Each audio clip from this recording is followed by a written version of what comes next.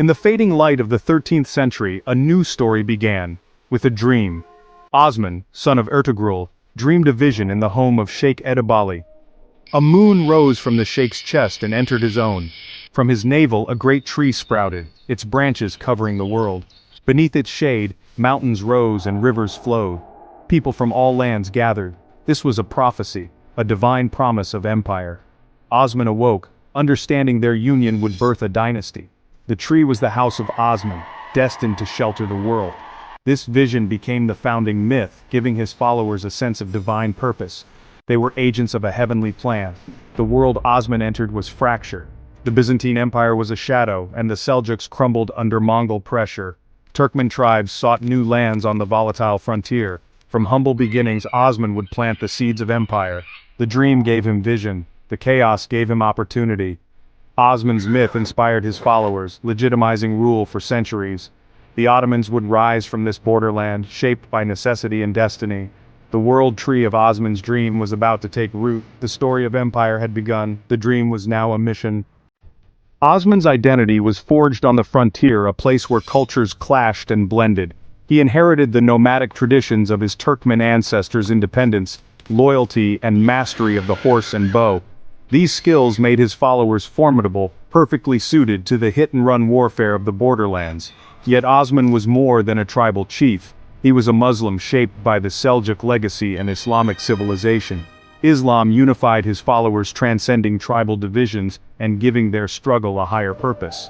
The concept of Gaza, holy war, attracted warriors seeking both plunder and spiritual merit. Osman became a Ghazi, a warrior for the faith. The Ottomans also learned from their Byzantine neighbors, adopting administration, military tactics, and even courtly customs. This pragmatism, the willingness to borrow and adapt, was key to their success. The Ottomans became a synthesis, Turkish, Muslim, and Byzantine. They combined steppe martial prowess, Islamic unity, and Byzantine statecraft. This blend gave them an edge over rivals tied to a single identity. The Ottomans could appeal to Turkmen warriors, Muslim scholars, and Christian subjects alike. Their cultural dexterity was the secret to their rise. On the frontier, a new power was taking shape. The early Ottoman state stood on two pillars, the sword and the spirit. The Ghazis, frontier warriors, fought for land, glory, and the expansion of Islam, transforming raids into sacred missions. They were a loose coalition, bound by loyalty to charismatic leaders like Osman. Fast, unpredictable, and fiercely loyal, they outmaneuvered their Byzantine foes. Alongside them were the dervishes, wandering mystics who inspired the tribes with spiritual guidance and legitimacy. Men like Sheikh Edebali blessed warriors and interpreted omens, channeling energy into state-building. The ruler led, the Ghazi fought, and the dervish inspired, a powerful trinity. This alliance united practical needs with spiritual aspirations. The Ottomans fused pragmatic rule, military might, and religious fervor. This formula propelled them from a tiny principality to a world empire. The sword and the spirit worked together, forging a new destiny. The Ottoman engine was unstoppable. When Osman died, his son Orhan inherited more than a tribe, he inherited a vision. Orhan knew empire required more than raids, it needed institutions. He captured Bursa in 1326, making it the Ottoman capital and a symbol of transformation. Orhan built mosques, schools, and minted coins declaring sovereignty. The Ottomans were now rulers of a sophisticated urban center. Orhan created the first standing army, infantry, and cavalry paid by the state, loyal to the Sultan. This innovation reduced dependence on tribal loyalties and strengthened the state. Orhan's forces crossed into Europe, seizing Gallipoli and opening the Balkans to conquest. His reign was about patient construction, not just battle. He built the administrative, economic, and military foundations for future expansion. Orhan turned his father's dream into reality. The Ottoman state was now a durable power. The seeds of empire had sprouted. The groundwork for greatness was laid. Orhan's son, Murad I, pushed the Ottoman frontiers deep into the Balkans. He moved the capital to Edirne, signaling a new European focus. Murad used both force and diplomacy, turning Balkan princes into vassals.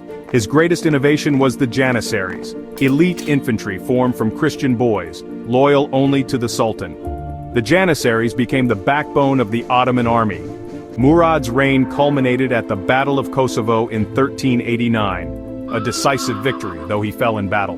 The Ottomans now dominated southeastern Europe. Bayezid I, Murad's son, was swift and ambitious, earning the name Thunderbolt. He expanded rapidly, besieged Constantinople, and created a vast empire. But Bayezid's meteoric rise ended in disaster. Timur, the conqueror from the east, crushed Bayezid at Ankara in 1402. Bayezid died in captivity, and the empire shattered. The Ottoman state plunged into chaos, its future uncertain. Yet the roots planted by Osman and Orhan would prove resilient. The story was far from over. After Ankara, the Ottoman Empire fractured. Bayezid's sons fought for control, and rivals reclaimed lost lands. The decade-long civil war, the interregnum, nearly destroyed Osman's dream. Yet the institutions built by earlier sultans endured bureaucracy, janissaries and land grants survived the chaos. Unlike other nomadic empires, the Ottomans had deep roots.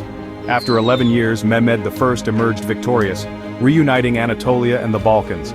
He was a cautious restorer, not a conqueror. Mehmed rebuilt the state, restored order, and passed a stable empire to his son, Murad II. The Ottoman state had survived its greatest crisis. Its resilience was now proven. The empire was stronger, more unified, and ready for new ambitions. The dream had endured the storm. The Ottomans were back, stronger than before. The world would soon take notice.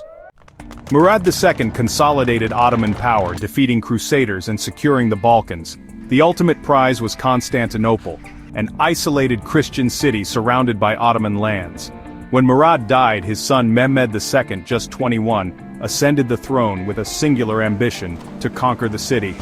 Mehmed prepared meticulously, assembling a massive army and the era's most powerful cannons. In 1453, after a 53-day siege, the janissaries breached the walls. Constantinople fell. Mehmed entered as a new Caesar. He converted Hagia Sophia into a mosque, marking the end of the Roman Empire. Mehmed rebuilt and repopulated the city, making it the vibrant capital of a new empire, renamed Istanbul. The conquest fulfilled Osman's dream. The world tree now had roots in Roman soil. The Ottomans were no longer a regional power, they were a world empire. Istanbul became a center of culture, trade, and power. The dream was now reality. The heirs of Osman had become the heirs of Rome. The Ottoman Empire would shape history for centuries to come.